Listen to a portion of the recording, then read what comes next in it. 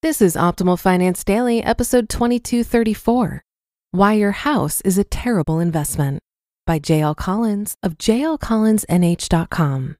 And I'm your host and personal finance enthusiast, Diana Merriam. Welcome back to another edition of Optimal Finance Daily, where I narrate articles that can help you live a life that's a bit happier and more financially sound. So with that, let's get to today's post and start optimizing your life. Why Your House is a Terrible Investment by JL Collins of jlcollinsnh.com. James Altucher calls home ownership a part of the American religion, so I know I'm treading dangerous ground here. But before you get out the tar and feathers, let's do a little thought experiment together. Imagine over a cup of coffee or a glass of wine, we get talking about investments. Then maybe one of us, let's say you, says, "Hey, I've got an idea. We're always talking about good investments. What if we came up with the worst possible investment we can construct? What might that look like?" Well, let's see now. Pulling out our lined yellow pad, let's make a list.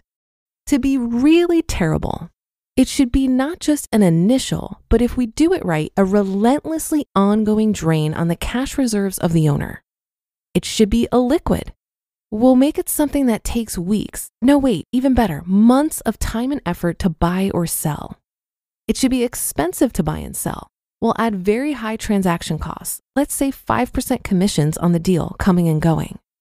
It should be complex to buy or sell. That way we can ladle on lots of extra fees and reports and documents we can charge for. It should generate low returns, certainly no more than the inflation rate, maybe a bit less. It should be leveraged. Oh, this one is great. This is how we'll get people to swallow those low returns. If the price goes up a little bit, leverage will magnify this and people will convince themselves it's actually a good investment.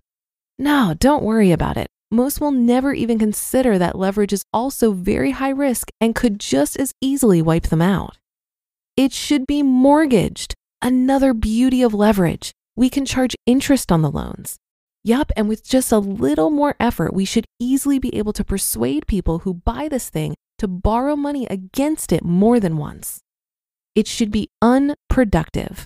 While we're talking about interest, let's make sure this investment we're creating never pays any. No dividends either, of course. It should be immobile. If we can fix it to one geographical spot, we can make sure that at any given time, only a tiny group of potential buyers for it will exist. Sometimes, and in some places, none at all. It should be subject to the fortunes of one country, one state, one city, one town. No, one neighborhood. Imagine if our investment could somehow tie its owner to the fate of one narrow location. The risk could be enormous. A plant closes, a street gang moves in, a government goes crazy with taxes, an environmental disaster happens nearby. We could have an investment that not only crushes its owner's net worth, but does so even as they're losing their job and income. It should be something that locks its owner in one geographical area, that'll limit their options and keep them docile for their employers. It should be expensive. Ideally, we'll make it so expensive that it will represent a disproportionate percentage of a person's net worth.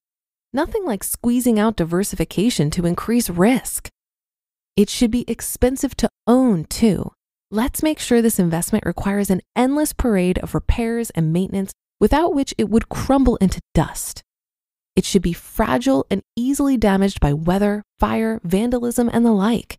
Now we can add on expensive insurance to cover these risks, making sure, of course, that the bad things that are most likely to happen aren't actually covered. Don't worry, we'll bury that in the fine print or maybe just charge extra for it. It should be heavily taxed too. Let's get the feds in on this. If it should go up in value, we'll go ahead and tax that gain. If it goes down in value, should we offer a balancing tax deduction on the loss like with other investments? Nah. It should be taxed even more. Let's not forget our state and local governments.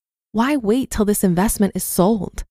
Unlike other investments, let's tax it each and every year. Oh, and let's raise those taxes anytime it goes up in value. Lower them when it goes down? Don't be silly. And it should be something you can never really own. Since we're going to give the government the power to tax this investment every year, owning it will be just like sharecropping.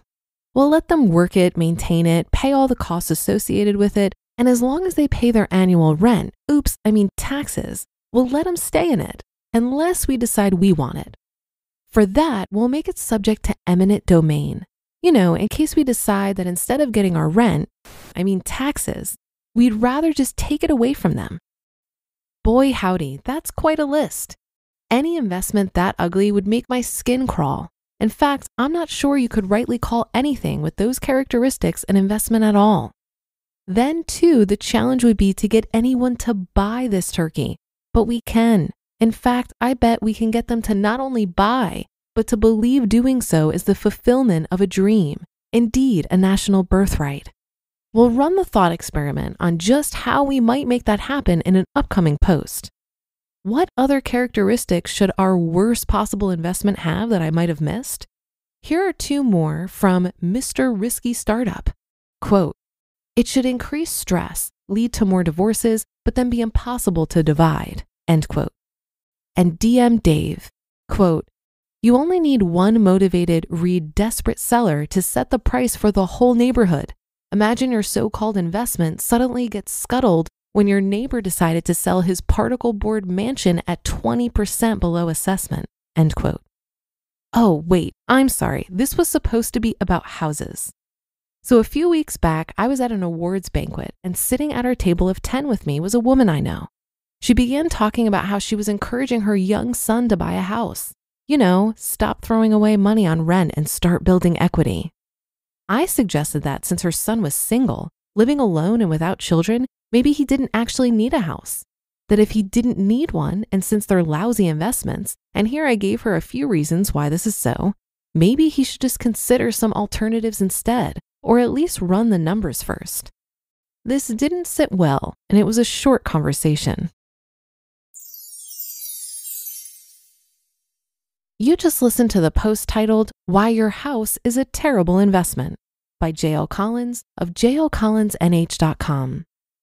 While I'm sure he has ruffled some feathers, I think JL points out some very valid reasons why a house isn't a good investment. Many people feel that buying a home is a good investment because of the potential to appreciate in value.